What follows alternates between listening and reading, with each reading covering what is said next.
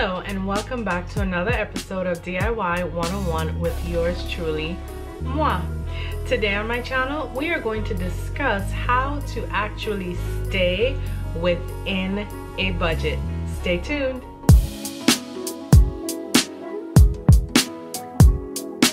Now, if you remembered last week, I touched on a very important topic, and that topic was how to maximize your budget. And in last week's video, I shared with you that in addition to looking for things on a discounted rate, you can also mix in between those things premier products which will help your DIYs to stand out even more clearer to your clients.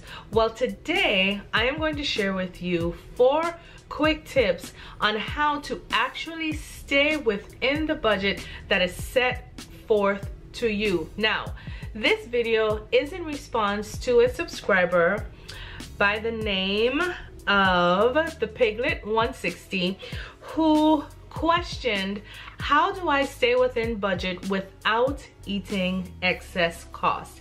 And so I thought about it, and I'm going to share with you how I do it. Now, the first step is this.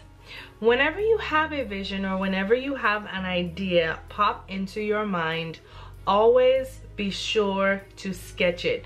Now, I'm not asking you to draw the Taj Mahal. I'm not asking you to draw the San Francisco Bridge. No. If your sketch is going to be just as rudimentary as a stick figure, please be sure to do this. Once you have sketched your idea, you will then be able to move forward and come up with a tangible plan of how you would like to proceed. Step 2, after you have sketched your project, I would humbly suggest going ahead and starting to shop for or look for the raw materials that you are going to have to, or rather want to, include in your project. Now, for example, many of you know when I place my items in the description box below that I do a lot of my shopping from Amazon.com or eFavorMart, or what's that other thing? Shop Wild Things. Sometimes I do some of my shopping from eBay. However, I usually do that shopping when I am making my prototypes. More on that later. But the reason why I tend to shop from those 3 places is simply this. I'll give you an analogy. It's like going to a new restaurant, trying something that is exotic on the menu, and just as you are going to order that thing, you're saying, you know what, I changed my mind. I don't feel like alligator. I don't feel like flamingo today. Just give me the fried chicken. When you order fried chicken, you know what you're going to get. And so when I purchase from these places, I know the caliber of items that I am going to receive. Now, shopping from eBay allows me to get things for pennies on the dollar. Most of the things that I buy from eBay allows me to make my prototype as I explained, and it doesn't have to be up to par. It doesn't have to be things that I will even show you on camera, but things that would help me to later shop for what I need. Now, step 3, the prototype. Most times than not, I create a prototype before I bring anything to you on camera. And this allows me to do 2 things.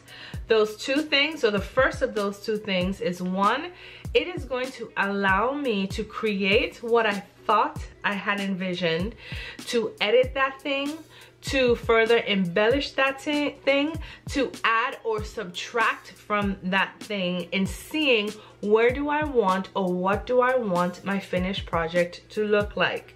The second thing that making a prototype does for me is it allows me to, once I have sketched, once I have shopped, once I have put it all together and I have given it that final nod, knowing exactly how much this piece is going to cost me. And so coming up with a prototype is very, very beneficial. Now, the last thing that I will say to you is this as a tip.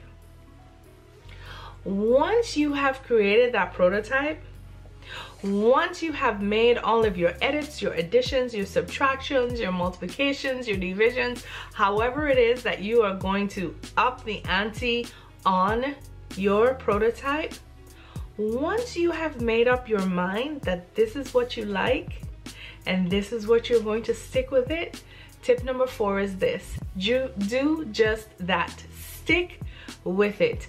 Don't be like Miss Danielle coming to the end of a product or project that I have filmed and placed in front of you saying,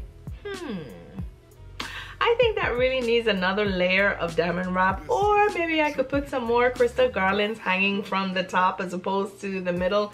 No. Once you have come to your final product, leave it that way. Don't add anything else to it, and be satisfied that coming through the whole process, this is where you ended up and this is where you're going to stay. So very quickly, whenever you have a vision, draft your vision, draw your vision. Step number 2, shop for your vision. After you have shopped for your vision, be sure to create a prototype. And then lastly, after you have created your prototype and you are coming up with your final revision, make sure that where you end up is where you're going to stay. And I promise you that if you follow all 4 of those simple steps, you will be able to stay within budget, and not only stay within budget, but for my DIY crafters and event planners and wedding planners, you will be able to also maximize your profit. And so my darlings, my loves, I sure do hope that this information has been helpful to you. If it has, please be sure to give it a thumbs up, as well as leave me a comment in the comment section below. If you are a professional crafter or a DIY wedding planner or event planner, please be sure to leave us a comment in the comment section below telling us also what do you do to ensure that you will be able to stay on budget. We would love to hear from you.